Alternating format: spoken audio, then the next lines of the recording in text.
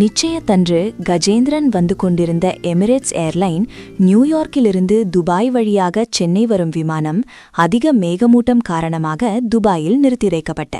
தன் நிலைமையை எண்ணி நொந்தவன் ஓரமாக ஒரு இருக்கையில் அமர்ந்து கொண்டான். கடவுளே, உனக்கு கருணையே இல்லையா? என் கல்யாணத்துக்கு இத்தனை தடைகளை கொடுக்கிற நீ அங்க என்னடானா லீவ் லேட்டா தந்தானுங்க. சரி, முக்கியமான வேலைன்னு முடிச்சிட்டு கிளம்புனா இப்படி மழை மேகம்னு அடுத்த தடைய உருவாக்குறீங்களே. ஐயம் பாவம், எப்படியாவது என்ன அங்க டைமுக்கு கொண்டு போயிடுங்க என்று விட்டு சற்று தள்ளி சென்று தன் பெற்றோருக்கு அழைப்பு விடுத்து நிலைமையினை எடுத்து கூறினான். கஜேந்திரனின் பெற்றோரும் வேறு வழியின்றி நடந்தவைகளை கூற அனைவருக்கும் மனது ஒருவித சஞ்சலமானது. இதுவரை நடந்த எதுக்கும் மாப்பிள்ள வரல, இன்னைக்கு சாயங்காலம் நிச்சயத்துக்கு வருவாரான்னு தெரியலன்னு சொல்றீங்க என முதலில் ஆதங்கப்பட்டாலும் வேறு வழி இல்லையல்லவா, காத்திருந்துதான் ஆக வேண்டும். மீறி அவர் நிச்சய நேரத்துக்கு வர தவறினால் மற்ற சடங்குகளை முடித்துவிட்டு மோதிரம் மாற்றுவதை திருமணத்திற்கு முன்பு வைத்துக் கொள்ளலாம் என முடிவெடுத்தனர் முதியோர்கள். அவன் இன்னும் வரவில்லை என்பது ஏனோ நதிக்கு அவளையும் அறியாமல் ஒருவித நிம்மதியை தந்தது. அந்த நிம்மதி என்னவென்று அவளே உணராத போது நாம் கூற வாய்ப்பில்லையல்லவா. இங்கு கஜேந்திரன் பயணிக்கவிருந்த விமானம் காலநிலை சரியானவுடன் 5 மணி நேரம் தாமதமாக கிளம்ப ஆயத்தமாகியது. அன்று மாலை முதலில் ரகு மற்றும் பவிக்கு நிச்சயம் நடைபெற இருவரும் மோதிரம் மாற்றிய பின் மூத்தோரிடம் ஆசிர்வாதத்தையும் பின் நண்பர்களிடம் வாழ்த்துகளையும் பெற்றனர். நதியாவிற்கு நிச்சய பத்திரிகை படித்து நிச்சய தட்டை மற்றும் மாற்றிக்கொள்ள முயவெடுத்தனர் குடும்பத்தினர். சிவா நதியாவை சபைக்கு அழைத்து வர நிச்சய பத்திரிகை படித்து தாம்பூலம் ராஜமாணிக்கம் மற்றும் கனகவல்லியிடம் கொடுக்கும் சமயத்தில் கஜேந்திரனின் தாய் வைதேகியின் கால் இடிபட்டு தடுமாற தட்டை விழாமல் பிடித்து கொண்டார் அருகிலிருந்த சகுந்தலா. பின் வைதேகி நதியாவிற்கு பூ வைத்துவிட நிச்சயம் இனிதே நிறைவேறி அவரவர் அறைக்கு சென்றனர். பின் மணமகள் அறையில் பவி அசதியில் உறங்கிவிட சிறிது நேரம் யோசித்துக் கொண்டிருந்த நதியா திடீரென தன் அன்னையிடம் சென்று தான் கோவிலுக்கு செல்ல வேண்டும் என கேட்க, என்னம்மா இவ்ளோ லேட் ஆகிடுச்சு, இப்ப வெளியில போகணும்னு சொல்ற? கனகவள்ளி, இல்லம்மா, கல்யாணத்துக்கு முன்ன கிருஷ்ணர் கோவிலுக்கு வரதான் வேண்டியிருந்தேன், மறந்துட்டேன், இப்பதான் ஞாபகம் வந்துச்சு, இங்க பக்கத்துல தானே இருக்கு, 10 நிமிஷத்துல வந்துருவோமா?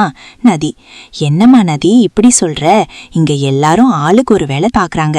சிவாவும் மாப்பிள்ளையும் வெளியில போயிட்டாங்க, நித்யாவும் அவங்க கூட போயிட்டா, என்ன பண்றது இப்ப என பேசிக்கொண்டிருக்க, என்ன அண்ணி என கேட்டுக்கொண்டு அவர்கள் அருகில் வந்த வைதேகியிடம் கனகவல்லி இதை பற்றி கூற, வேண்டுதல் இருந்தா பண்ணிடணும் அண்ணி, அதனால் கூட கஜா வர தடை வந்திருக்கலாம், அவரை இருந்தா கூட கூட்டி போக சொல்லுவேன், இப்ப வர யார கூப்பிட? அண்ணி அங்க பாருங்க, வருண் தம்பி வந்துட்டு இருக்கு, பேசாம அவரையே கூட்டி போக சொல்லுங்க என அவர் கூற அவர் பார்த்த திசையில் வருண் வந்து கொண்டிருப்பதை பார்த்தவள், ச்சே, என்ன இப்படி ஆகுது, வருண் கூட எப்படி போக? கண்டிப்பா அழுதுறக்கூடாது, அவனே என்ன அவாய்ட் பண்றான், இப்ப என்ன பண்றான்னு பாப்போம். வருண், இங்க வாப்பா என கனகவல்லி அழைக்க அருகில் நதி இருந்ததால் சற்று தயக்கத்துடன் வந்தவன், நதி கிருஷ்ணர் கோவிலுக்கு போகணும்னு சொல்றாப்பா, கொஞ்சம் கூட்டிட்டு போப்பா என்க அவனும் வேறு வழியின்றி சம்மதித்தான். கோவிலை அடைந்தவள் நெஞ்சில் தன்னவன் ஞாபகம் ஊற்றெடுக்க, கடவுளே, உன்னை நம்பிதானே நான் இவ்ளோ தூரம் வந்தேன், அவன் என் அக்காவை லவ் பண்றேன்னு டார்ச்சர் பண்ணியிருந்தாலும் நீ எனக்கு கொடுத்த வாழ்க்கையை ஏத்துக்க நான் தயாராகிட்டேன். ஆனாலும் ஒரு சஞ்சலம் எனக்குள்ள இருக்கு, மூளை ஏத்துக்கிட்டாலும் என் மனசு ஏத்துக்க மாட்டேங்குது. ஏன் இப்படி என் லைஃப்ல விளையாடுறீங்க? இப்ப கூட வருணை என் கூட வர வச்சிருக்கீங்க, அவனுக்கு எவ்வளோ கஷ்டமா இருக்கும் இந்த நிலைமை. ஒத்துக்கிறேன், அன்னைக்கு என்னை காப்பாத்தினது, என்னை திட்டினது எல்லாமே கஜேந்திரன் தான். ஆனா நான் ஏன் நீங்க எனக்கு கொடுத்த வாழ்க்கையை நினைச்சு துளி கூட சந்தோஷம் இல்லாம இருக்கேன்? ஒருவேளை அன்னைக்கு ஏதோ சாமியார் சொன்னது உங்க விருப்பம்னு நினைச்சு நான் தப்பு பண்றேனா? இப்பயும் நீங்க தான் பாத்துக்கணும்னு சொல்லிட்டேன், என் மனசு நீங்க தான் சம்மதிக்க வைக்கணும்னு சண்டையிட்டு கொண்டிருந்தாள். மறுபுறம் தான் மனதில் குடியிருக்கும் தாரகையை முதலில் பார்த்த குலக்கரை அருகில் நின்று கொண்டு அந்நாளின் நினைவுகளை மூளையின் கட்டுப்பாட்டை மீறி நினைக்க துவங்கியது அவன் மனது. அவள் வேண்டுதல் கடவுளை அடைந்ததாலோ என்னவோ கஜேந்திரன் வந்த விமானம் பறக்க துவங்கி ஒரு வழியாக சென்னையை வந்தடைந்தான். இந்த இடத்துல தான் நான் அவளை முதலா பார்த்தேன். நாங்க ஸ்கூல் படிக்கும்போது, +2 படிக்கும்போது எங்க ஃப்ரெண்டை இந்த ஊருன்றதால் கிருஷ்ணர் ஜெயந்தி அப்போ அவன் கூட நாங்களும் இங்க வந்திருந்தோம். அறியாத வயசுல புரியாத விளையாட்டு, முட்டாள்தனமா என்கிட்ட ஒருத்தன் சவால் விட அறிவு கெட்டவனா நானும் அதை ஏத்துக்கிட்டேன். அந்த சவால், நான் கண்ணை மூடி 10 எண்ணி விட்டு கண்ணை திறக்கிறப்போ எந்த பொண்ணை நான் பார்க்குறேனோ அவகிட்ட ப்ரொப்போஸ் பண்ணணும். ஒரு மாஸ்க் போட்டுக்கிட்டேன். நானும் அதை ஏத்துக்கிட்டேன். கண்ணை திறந்தா பாவாடை தாவணையில பெண்களுக்கே உள்ள பொலிவோட அங்கேயும் இங்கேயும் வலம் வந்துகிட்டு இருந்தா ஒரு பொண்ணு. அவகிட்ட திமிரும் இல்ல, அதே சமயம் அமைதியான பொண்ணும் இல்ல. அவ தோழிகள் கிட்ட அவ பேச ஆரம்பிச்சு நிறுத்தவே இல்லை. இந்த பொண்ணுகிட்ட தான் நீ ப்ரொபோஸ் பண்ணணும்னு அவனுங்களும் உசி பேத்தி விட்டாங்க. நானும் அங்க இங்கன்னு அவ போற இடமெல்லாம் அவளுக்கே தெரியாம அவ பின்னே போய்கிட்டு இருந்தேன். கொஞ்ச நேரத்துல அங்க இருந்த நதிக்கரையில அவ ஃப்ரெண்ட்ஸ் எல்லாம் தீபம் ஏத்துனாங்க. மற்றவங்கெல்லாம் கிளம்பின பிறகும் இவ மட்டும் அங்க தீபத்தையே பார்த்து ரசிச்சுக்கிட்டு இருந்தா. அப்போ திடீர்னு அவ குளத்துல இறங்க ஆரம்பிச்சா. என்னன்னு கொஞ்சம் பக்கம் போய் பார்த்தா அங்க இருந்த தீபம் அணையிற நிலைமையில இருந்தது. அத பக்கத்துல இருந்த தீபத்துல காட்டி பத்த வச்சுட்டு திரும்பும்போது வழுக்கி விழுந்துட்டா. பக்கத்துல யாரும் இல்ல. மத்தவங்க வரதுக்குள்ள நானே அவளை அங்கிருந்து தூக்கி கரையில நிக்க வச்சுட்டேன். நடுக்கத்துல இருந்தவ என்னை இறுக்கமா பிடிச்சு நின்னதுல என் மனசு ஒரு நிலையில இல்ல. அவள் முதுக வருடி அவளை சமாதானப்படுத்தின உடனே டக்குன்னு நகர்ந்து நின்னா. அவளோட தொடுதல் என்னை என்னென்னவோ செய்ய இதுக்கு மேல நல்லதில்லைன்னு சொல்லிட்டு தைரியத்தை வர வச்சுக்கிட்டு அவ கண்ணை பார்த்து ஐயோ ஓகேன்னு கேட்டேன். அதுக்கு அவ தேங்க்ஸ்ன்னு சொன்னான். அப்போ நான் எனக்கு எப்படி தைரியம் வந்ததுன்னே தெரியல. அந்த நேரத்துல டக்குன்னு அவளை பார்த்து நமக்குள்ள எதுக்கு ஸ்வீட் ஹார்ட், தேங்க்ஸ் எல்லாம், ஐ லவ் யூன்னு சொல்லிட்டேன். அவ அப்படியே சிலையாட்டம் நின்னுட்டா. அப்போ என் ஃப்ரெண்ட்ஸ் எப்படியோ மச்சான் செருப்படி வாங்காம டாஸ்கில் ஜெயிச்சிட்டேன் என பேசிக்கொண்டு அவ்விடம் விட்டு கூட்டிச் சென்றனர். அவளை கடைசியாக ஒரு முறை பார்த்துவிட்டு நானும் அவர்களுடன் சென்று விட்டேன்.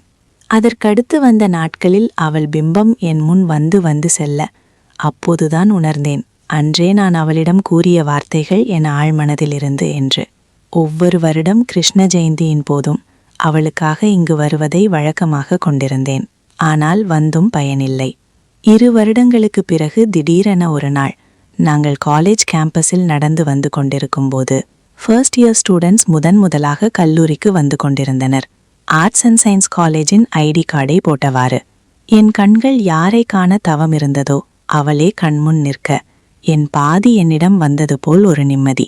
அப்படியே சிலை போல் நிற்க, ரகு என்னை தட்டி என்னவென்று கேட்க, ஒன்றுமில்லை என கூறிவிட்டு அவளை பார்த்து கொண்டே நடந்தபோது என் நண்பன் ராகுல், டே மச்சி, ஃபர்ஸ்ட் இயர் பொண்ணுங்கடா, எந்த டிபார்ட்மெண்ட்டா இருந்தா என்ன, ஒரு அட்டெண்டன்ஸை போடுவோம், இன்ஜினியரிங்கா இருந்தாலும் எப்படியும் நாம இந்த காலேஜ் சீனியர்ஸ் தானே என கூற, நானும் அவளுடன் பேச வேண்டும் என்ற ஆசையில் அதற்கு சம்மதித்து அவர்களை ராகிங் செய்ய அங்கிருந்தே எங்களது சண்டை ஆரம்பமானது.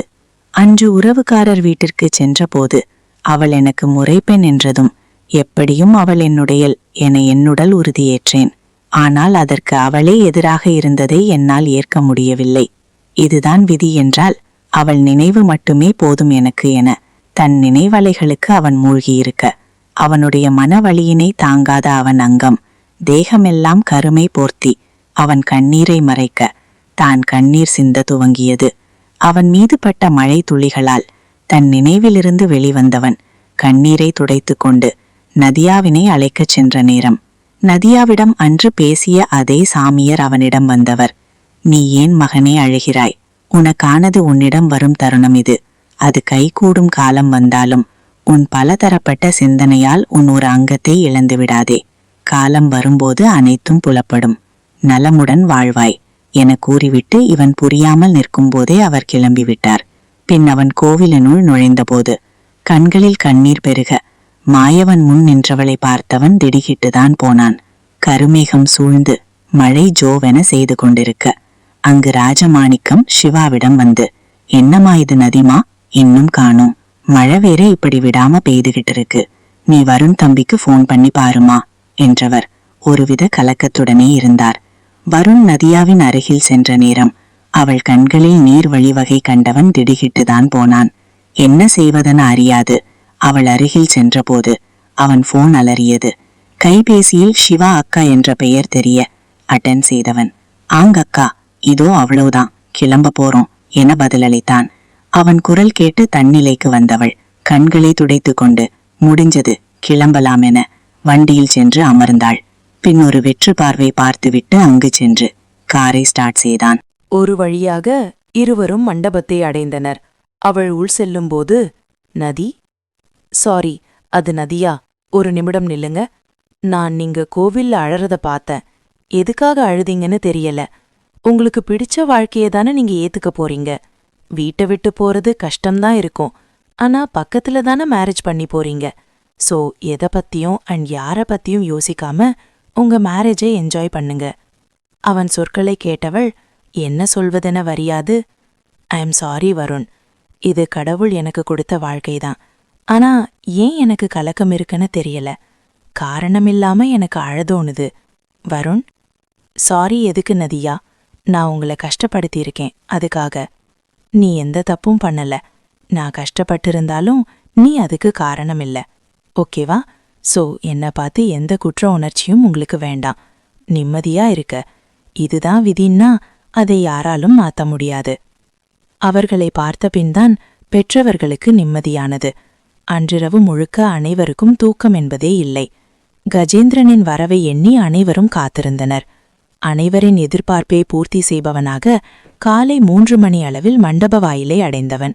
அங்கு வெளியில் உள்ள போஸ்டரில் அவன் அருகில் நதியாவின் புகைப்படத்தைக் கண்டு ஆடிப்போனான். என்ன, சிவா இருக்க வேண்டிய இடத்தில் நதியாவோட போட்டோ இருக்கு?